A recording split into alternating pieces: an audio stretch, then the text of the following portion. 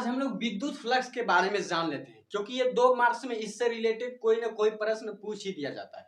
इसका जो विद्युत फ्लक्स से रिलेटेड आज सारा डाउट हम लोग क्लियर कर लेते हैं और 2 मार्क्स फिक्स कर लेते हैं। तो सबसे पहले चलते हैं, विद्युत फ्लक्स है क्या या विद्युत फ्लक्स की परिभाषा क्या है। विद्युत फ्लक्स की परिभाषा को लिखिए। ये तीनों सवाल एक ही है, तो इसका भी सवाल आपको पूछा जा सकता है। तो विद्युत फ्लक्स है क्या, तो ये मान लीजिए कोई विद्युत पृष्ठ, ये जो विद्युत पृष्ठ है, कोई भी विद्युत पृष्ठ और कैसा भी आकार का हो सकता है, और ये बंद पृष्ठ, विद्युत पृष्ठ चारों तरफ से बंद है, और इससे जो कोई विद्युत क्षेत्र रेखा गुजरी, मान लीजिए हमने 4 विद्युत क्षेत्र रेखाएं गुजारी, 4 विद्युत क्षेत्र रेखाएं गुजारी, तो इस पृष्ठ का जो ये 4 विद्युत क्षेत्र रेखा जो संख्या है, विद्युत क्षेत्र रेखा इस पृष्ठ होकर कितना गुजरी, तो 4 विद्युत क्षेत्र रेखा गुजरी, 1 2 3 4, 1 2 3 4।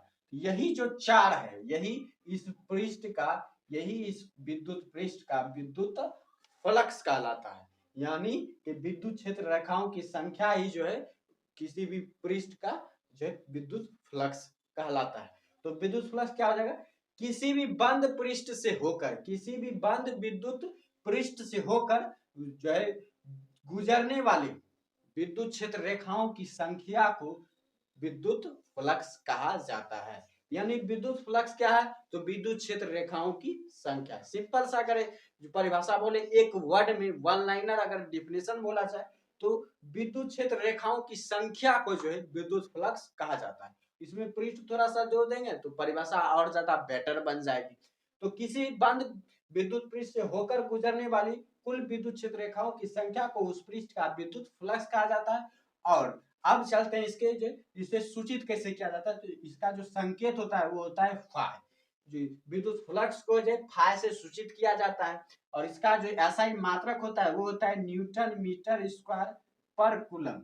न्यूटन मीटर स्क्वायर पर कूलम, या इसको वोल्ट पर मीटर भी कहा जाता है, वोल्ट पर मीटर, इसको वोल्ट पर मीटर भी बोल सकते हैं। तो दो में से जो भी ऑप्शन में आपको लिख देना, या 2 नंबर में अगर पूछा जाए, 2 नंबर में अगर लिखने के लिए कहा जाए तो परिभाषा के साथ साथ आप ये भी लिख देंगे, तो आपका जो 2 मार्क्स पक्का फिक्स हो जाएगा। अब चलते हैं इसके फॉर्मूले पर। तो यहाँ पर अगर ये इसकी बात की जाए, ये जो विद्युत फ्लक्स यहाँ से गुजर रहा है, तो ये जो विद्युत फ्लक्स का जो ये सतह है, इससे कोई ना जो कोई एंगल का जो कोण जरूर बनाता होगा, इस पर जो कोई ना कोई एंगल का कोण जरूर बनाता होगा। जैसे मान लीजिए ये विद्युत पृष्ठ है, ये जो विद्युत पृष्ठ है, अब इस देख के जो है यहाँ पर जो विद्युत जो गुजर रहा है, विद्युत क्षेत्र से विद्युत क्षेत्र रेखाओं की संख्या गुजर है, देखिए यहाँ पर कुछ ना कुछ जो यहाँ पर कोण बन रहा है, कुछ ना कुछ यहाँ पर जो कोण बन रहा है। तो इसीलिए जो है यहाँ पर कोण जो मान लेते हैं कि थीटा है। कोण जो है विद्युत क्षेत्र रेखा और विद्युत पृष्ठ के बीच जो बन रहा है वो थीटा है, थीटा है। तो यहाँ पर जो हो जाएगा phi is equal to, phi is equal to जाएगा, फाई इज इक्वल टू जाता है E d A cos theta, E d A cos theta. ये इसको बोला जाता है phi is equal to, phi is equal to E into vector E into vector d A, vector d A. ये हो जाता है इसका formula, phi is equal to vector E dot vector d A, dot product होता है vector का, जो dot product होता है ई और डी ए जो फाई के लिए। अब उसको हम इंटीग्रेशन के रूप में भी लिख सकते हैं, इसको जो हम इंटीग्रेशन के रूप में भी लिख सकते हैं।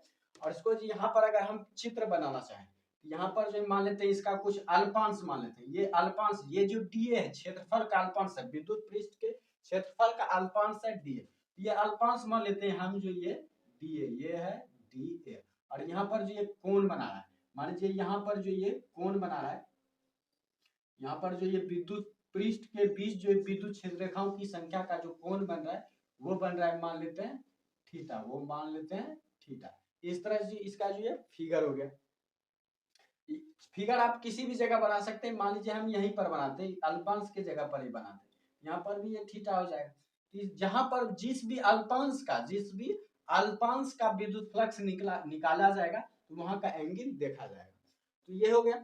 अब जो है अल्पांश, जो अगर हम जो डी ए अल्पांश क्षेत्रफल का अल्पांश ले रहे हैं, तो फाई भी जो अल्पांश में चला जाए, यानी थोड़ा सा मात्रा हम अगर निकाल रहे हैं विद्युत फ्लक्स का, तो सॉरी क्षेत्रफल का अगर थोड़ा सा मात्रा ले रहे हैं तो विद्युत फ्लक्स का भी संख्या तो हमें थोड़ा सा ही पता चलेगा। इसलिए हो जाएगा integration of phi is equal to integration of d phi, integration of d phi is equal to integration of vector E dot vector d A.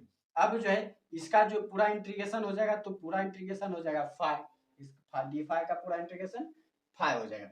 अब और इसका अगर हम इंटीग्रेशन करें तो ये हो जाएगा integration of E vector E into vector d, E d A cos theta, ये फॉर्मूला बन जाता है। Five is equal to integration of E d A cos theta, E d A cos theta, ये फार्मूला आ जाता है। इस तरह से आप फार्मूला भी ले सकते हैं। इसका एक और फार्मूला आता है गॉस प्रमेय के अनुसार, five is equal to q by epsilon not, five is equal to q by epsilon. तो ऑब्जेक्टिव में आपको कुछ भी पूछा जा सकता है, आपको याद रखने पड़ेंगे। समझ गए? ऐसा ही मात्रक भी हमने बता दिया, न्यूटन मीटर स्क्वायर पर कूलम, न्यूटन मीटर स्क्वायर पर कूलम। अब जो इसका अगर बीमा की बात करें तो ml3 हो जाएगा, ml3 t-3 a पर पावर -1। याद रखिएगा विद्युत फ्लक्स का बीमा जो होता है ml3 t-3 a पर पावर -1, ये बीमा हो गया। और जो इसका ऐसा ही मात्रक दो रूप में, एक न्यूटन मीटर स्क्वायर पर कूलम उसका, एक होता है वोल्ट पर मीटर, ये भी होता है। तो इस तरह से आप जो सारा डाउट क्लियर हो गया। विद्युत फ्लक्स से रिलेटेड अगर आपसे कोई भी क्वेश्चन पूछा जाएगा तो आसानी से बन जाना चाहिए।